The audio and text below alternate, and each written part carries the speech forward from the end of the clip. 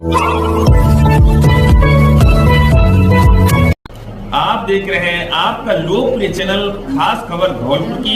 इस चैनल को सब्सक्राइब कर बेल आइकन को जरूर दबाएं। ले चलते हैं आज की कुछ। आज दिनांक 27 मई 2025 को 56 गांव जाटव समाज की मीटिंग कोनेशा गांव में रखी गई। मीटिंग की अध्यक्षता हरदयाल जी ने की, जिसमें पूर्व से संचालित 56 गांव जाटव समाज की कमेटी को भंग कर 56 गांव जाटव समाज की नवीन कार्यकारिणी का गठन सर्वसम्मानित से किया गया, जिसमें चंद्रशेखर मौर्य सरमुत्रा वालों ने को 56 गांव जाटव समाज का अध्यक्ष चुना गया। साथ ही हरवीर खेरेरा बालों को उपाध्यक्ष, बंताराम पवेनी बालों को महामंत्री, करण सिंह सरमुत्रा बालों को कोषाध्यक्ष चुना गया। मीटिंग में सभी गांवों के पंच मौजूद रहे। कल होगा विशाल भंडारा श्री माखनदास जी महाराज मनीरपुरा धाम में। ब्रह्मालीन परम पूज्य गुरुदेव भगवान श्री 1008 माखनदास जी महाराज मनीराम पुराम चल रही 7 दिवसीय भागवत कथा का आज अंतिम दिवस पर भक्ति किस प्रकार की जाती है, भक्तों के प्रकार आदि प्रसंग और श्री कृष्ण और उद्धव प्रसंग का वर्णन किया गया। श्री माखनदास जी महाराज के दरबार में भक्तों की उमड़ी भीड़। कल होगा विशाल भंडारा। सभी जिलेवासी ग्रामवासी भक्तजनों से विनम्र करबंद निवेदन है, आप सभी प्रसादी ग्रहण करने पधारने या बड़े सौभाग्य की बात है। चंबल अंचल से बहुत ही बड़े तपस्वी महान संत हमारे बीच नहीं रहे, उनकी कृपा से उन्हीं के संध्या में यहाँ भागवत कथा का विशाल आयोजन किया गया। कल विशाल भंडारे का आयोजन किया जा रहा है, आप सभी पधारें।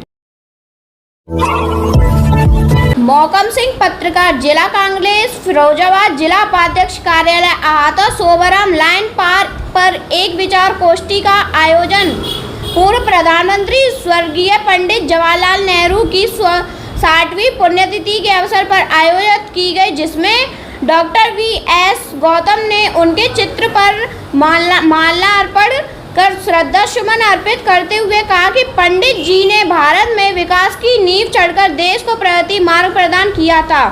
वे दूरदर्शी थे, उन्होंने आज़ादी के आंदोलनों में भाग लिया और कई बार जेल भी गए। विश्व शांति के अग्रदूत थे, उनके विचार और सिद्धांत आज भी जीवित हैं। उन्होंने देश में आराम हराम है नारा दिया एवं पंचशील के सिद्धांत आज भी मान्य है। पंडित नेहरू युद्ध के घोर विरोधी थे। बैठक में विशंबर सिंह, अनिल उपाध्याय, शिव प्रताप सिंह, सुनील कुमार, सरफराज खान, जीतू शर्मा, मानवेंद्र शर्मा, राजुद्दीन अली, प्रीति जाटव, शमसुद्दीन नवेद आलम, खेरी सिंह राणा, सोनी लाल, वेद प्रकाश धाकरे, चंद्र प्रकाश, गीतम सिंह, प्रमोद रावत, दीवान सिंह आदि लोगों उपस्थित रहे।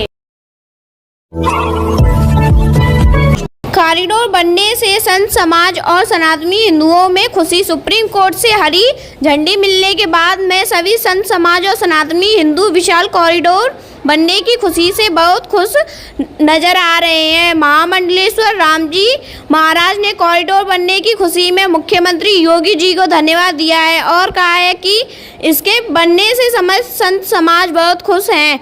सभी ब्रजवासी बहुत खुश हैं। वहां आने जाने वाले तीर्थ यात्रियों को ट्रैफिक की समस्या से निजात मिलेगी। क्रांतिकारी संत डॉक्टर सत्यमित्रानंद जी ने कहा कि कॉरिडोर बनने से आने वाली तीर्थ यात्रियों के लिए बहुत सुविधाएं मिलेंगी। उन्होंने सभी अधिकारियों और मुख्यमंत्री से प्रार्थना की है कि सभी सेवायतों और सभी ब्रजवासियों का इसमें ध्यान रखा जाए, किसी को कोई असुविधा नहीं हो। उन्होंने कहा मुख्यमंत्री जी ने ब्रज भूमि को विकास का तोहफा दिया है। श्री कृष्ण जन्मभूमि मंदिर का केस लड़ रहे पंडित दिनेश फलारी ने कहा कि विशाल कॉरिडोर बनने से बड़े बड़े रोड बनेंगे और सनातनी हिंदू और ब्रजवासियों को ट्रैफिक की समस्या से छुटकारा मिलेगा। और उन्होंने कहा कि यहाँ पर जितने भी सेवायत हैं उनकी समस्याओं का भी ध्यान रखा जाएगा, सभी को भरपूर मुआवजा दिया जाए। कृष्ण की दासी गूंजन देवी जी ने कहा कि यह बहुत अच्छा समय आ गया है, अब बाकी बिहारी के दर्शन करने में कोई भी दिक्कत नहीं होगी, कहीं पर भी दुर्घटना नहीं होगी। योगी जी को हम धन्यवाद देते हैं। राम की दासी देवी योगेश्वरी जी ने कहा कि अब समय आ गया है कि सनातनी की जीत हो रही है। सनातनी हिंदुओं के लिए सरकार काम कर रही है। आने वाले समय में वृंदावन में और भीड़ बनेगी। इनको देखते हुए एक विशाल कॉरिडोर की योजना बनाई गई है। बड़ा मंदिर बनने की प्रक्रिया से समस्त सनातनी हिंदू बहुत खुश हो रहे हैं और योगी जी को धन्यवाद दे रहे हैं।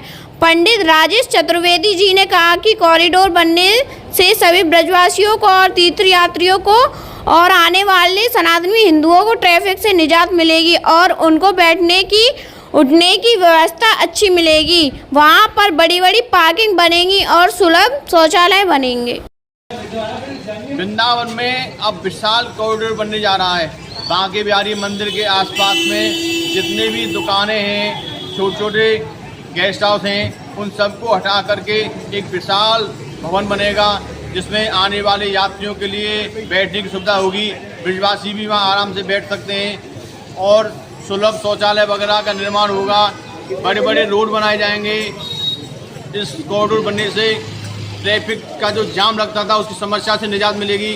रोजगार के नए नए अवसर प्रदान होंगे और हमारी सरकार से यही मांग है कि कोई भी व्यक्ति कॉरिडोर से दुखी ना हो, सबको भरपूर मुआवजा दिया जाए, जिससे हमारे आने वाले समय में यहाँ जो तीर्थयात्री दर्शन करने आते हैं उनके साथ में कोई अनहोनी ना हो, कोई घटना ना हो। इस कॉरिडोर बनने से हमारे ब्रजभूमि के सभी संत समाज बहुत खुश हैं, ब्रजवासी बहुत खुश हैं, क्योंकि सरकार के द्वारा विकास को देखते हुए ब्रजभूमि में बहुत धन लगाया जा रहा है।